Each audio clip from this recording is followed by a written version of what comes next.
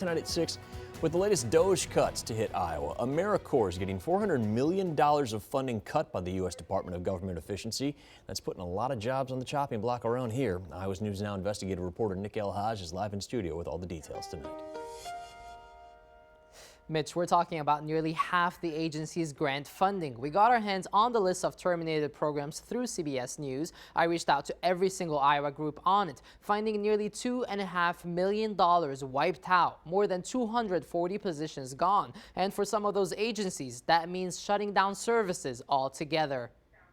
DOGE's actions axing 11 Iowa Americorps programs, impacting 245 service members, and 8 agencies from legal aid to youth camps are now facing major gaps. A grant for Campfire Heart of Iowa is now gone, just as they were about to launch a new Americorps partnership to focus on STEM and literacy for underserved kids at a time when schools across the state are facing tough budget cuts. Those members in the coming year, and actually through a partnership this summer, would have been providing enrichment activities, literacy, STEM, life skills education to underserved youth. It's very disappointing. Is going to impact the most vulnerable and highest need youth in Iowa. Visiting Nurse Services of Iowa says its senior outreach program, which relied on Americorps to reduce isolation, is now discontinued. The group had been trying to keep it alive through internal funding, but says that's no longer possible after the cuts. Meanwhile, Polk County Conservation is losing more than $270,000.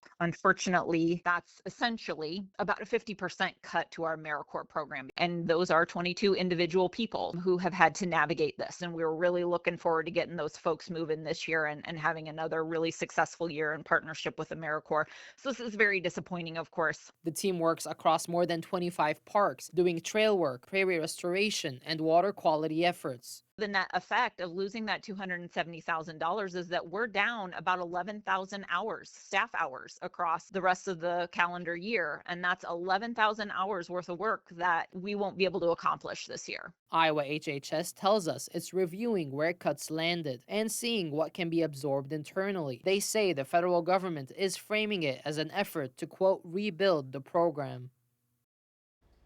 And leaders I spoke to say that wasn't a rebuild, it was a blindside. No warning, just cuts. At least 2 lawsuits have already been filed, one in Maryland, another in South Dakota. Live in studio, Nick El-Haj, Iowa's News Now.